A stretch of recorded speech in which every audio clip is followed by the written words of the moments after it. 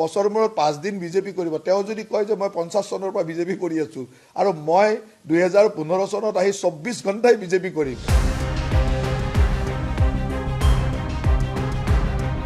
দলীয় কাম-কাজত মাত মাতিব নিদিব জয়ন্ত মল্ল বৰুৱা। জয়ন্ত মল্ল বৰুৱাৰ বাবে বিজেপিত ভূত ভাঙিছে।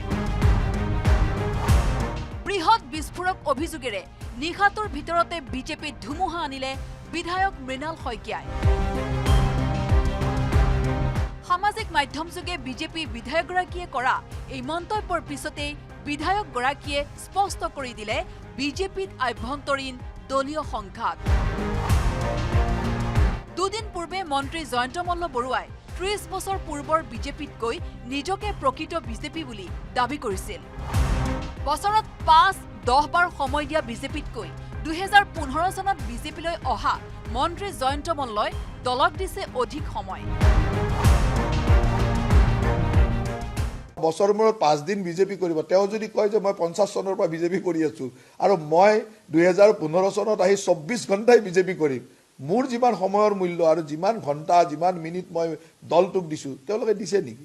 গতিকে দলটোক কিমান ত্যাগ কৰিছে কিমান দিছে তাৰ ওপৰতে দলটোত জ্যেষ্ঠতা দলটোৰ মানে দলটোৰ প্ৰতি সমৰ্পণ ওলাব। প্ৰাক্তন সাংসদ ৰাজেন গোহাঁই প্ৰাক্তন বিধায়ক অশোক শৰ্মাক আক্ৰমণৰ লক্ষ্য কৰি কৰা এই মন্তব্যৰ পিছতে সৰব বিধায়ক মৃণাল শইকীয়া। মন্ত্ৰী জয়ন্ত মল্ল বৰুৱা আৰু বিধায়ক মৃণাল শইকীয়াৰ সামাজিক মাধ্যমৰ এনে সংঘাতক লৈ প্ৰদেশ কংগ্ৰেছৰ সভাপতি ভূপেন বৰাই প্ৰকাশ কৰিলে প্ৰতিক্ৰিয়া। কলে 4 জুনলৈ অপেক্ষা কৰক। 4 জুনৰ পিছত আৰু অধিক স্পষ্ট হ'ব বিজেপিৰ সংঘাতৰ যুঁজ। বিজেপি যিখিনি মানুহ গোট খাইছে সেই মানুহখিনি আদৰ্শগত কাৰণত গোট খোৱা নাই। এইখিনি ক্ষমতা আৰু ধনকেন্দ্ৰিকভাৱে গোট খাইছে। গতিকে ক্ষমতা যেতিয়া হাতলৈ পৰা যাবলৈ হ'ব উপাৰ্জনৰ ৰাস্তাবিলাক যেতিয়া কমি আহিব তেতিয়া আচল স্বৰূপবিলাক ওলাই পৰিব। আৰু আপোনালোকে এইটো আৰম্ভণিয়ে হৈছে আৰু অকণমান 4 জুনৰ পাছত চাব কি হয়। বিজেপিৰ নীতি আদৰ্শক লৈ কোনেও বিজেপি কৰা নাই। বিজেপিত আছে মাথোন ধন আৰু ক্ষমতাক লৈ। ক্ষমতা নিশেষ হোৱা দেখিলে সকলো আঁতৰি যাব বুলি গুৰুত্বপূৰ্ণ মন্তব্য ভূপেন বৰাৰ। বিজেপিৰ এনে সংঘাতক লৈ কংগ্ৰেছে কৰা মন্তব্যৰ প্ৰতিক্ৰিয়া বিধায়ক দিগন্ত কলিতাৰ। কাজিয়া ক'ত নহয়, গিৰিয়েক ঘৈণীয়েকৰ মাজতো কাজিয়া হয়। বিজেপিৰ কাজিয়া ভাই ককাইৰ কাজিয়া বুলি দাবী দিগন্ত কলিতাৰ। শুনক কাজিয়া লাগিছে আকৌ দুইটা একেলগে দেখিব, একেখন মঞ্চত দুইটা একেলগে ফটোও দেখিব টুইটাৰত। কিয় নহয় সিহঁতৰ কাজিয়া হৈছে। শুনক আমাৰ দায়িত্ব কংগ্ৰেছক কাজিয়া লগাই থকা। আমি কাজিয়া লগাই আৰু আমাৰ দায়িত্ব কংগ্ৰেছক কাজিয়া কৰি ভোট বিভাজন কৰি আমি লৈ আহোঁ। এতিয়া মই আপোনাক কৈছো আপোনাৰতো ঘৰৰ নিজৰ ৱাইফৰ লগত কেতিয়াবা লাগে, এইটো লাগে নাই?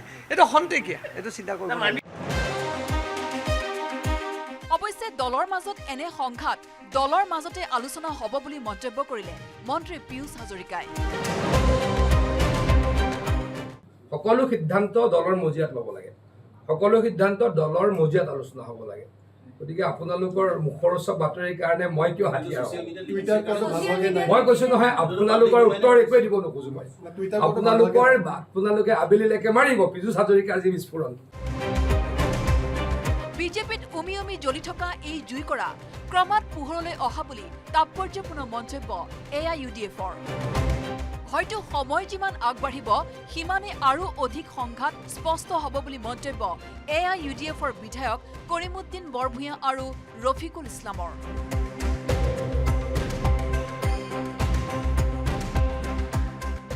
এই বিজেপিৰ নেতৃত্বই এটাই কাম আছিলে, বেলেগ দল কেনেকৈ ভাঙা যায়, কেনেকৈ ভাঙি কোনটো বিৰোধীক ভাঙি উইক কৰা যায়, কেনেকৈ কংগ্ৰেছ UDFৰ এলায়েন্স ভাঙা যায়, কেনেকৈ কংগ্ৰেছৰ বিধায়ক লৈ লোৱা যায়, কেনেকৈ UDFৰ বিধায়কক লগত লৈ লোৱা যায়।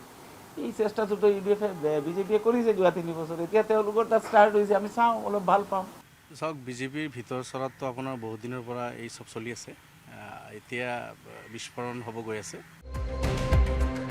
পিছে শাসক বিৰোধীৰ এনে মতানৈক্যৰ মাজতে মন্ত্ৰী জয়ন্ত মল্ল বৰুৱাই প্ৰকাশ কৰিলে তাৎপৰ্যপূৰ্ণ মন্তব্য।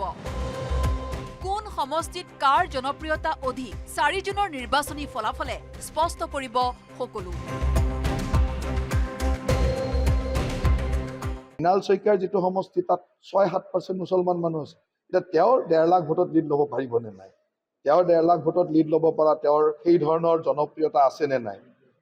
ঠিক তেনেকৈ তেওঁৰ সমষ্টিতো মই কেম্পেইনিং কৰিব যোৱা নাই, তেওঁৰ কাষৰ সমষ্টিটো সৰু পথাৰত মই কেম্পেইনিং কৰি আহিছোঁ। এতিয়া সৰু পথাৰ বেছি ভোটত জিকিব নে তেওঁ বেছি ভোটত জিকিব, সেইটো চাব লাগিব জনপ্ৰিয়তাটো কাৰ।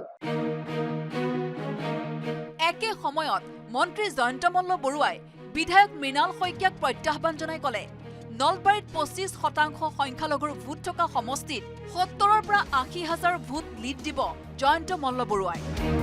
কিন্তু বিধায়ক মৃণাল শইকীয়াই নিজৰ সমষ্টিত 1.5 লক্ষাধিক ভোটৰ লিড দিব পাৰিবনে? তেওঁ যিটো কথা ক'লে যে মোৰ কাৰণে দলৰ ক'ৰবাত ভোট কমিছে বুলি, মইতো য'ত য'ত গৈছোঁ সেইটো আলোচনা কৰিম নহয়। মোৰ ভোট ক'ত কমিব লাগিব? মোৰ সমষ্টিত 25% মুছলমান মানুহ আছে, সংখ্যালঘু, ধৰ্মীয় সংখ্যালঘু। তাত যদি মই 70,000 80,000ত লিড ল'ব পাৰোঁ, তেওঁৰ 7% বা 6% মুছলমান মানুহ থকা সমষ্টিটোত তেওঁতো 1.5 লাখত লিড ল'ব লাগিব, 1 লাখত লিড ল'ব লাগিব নে নাই? তেওঁ পাৰিছে নে নাই? কেমেৰাত সঞ্জয় বৰাৰ সহযোগত বলেন Bhattacharya report, news 18 Assam north east.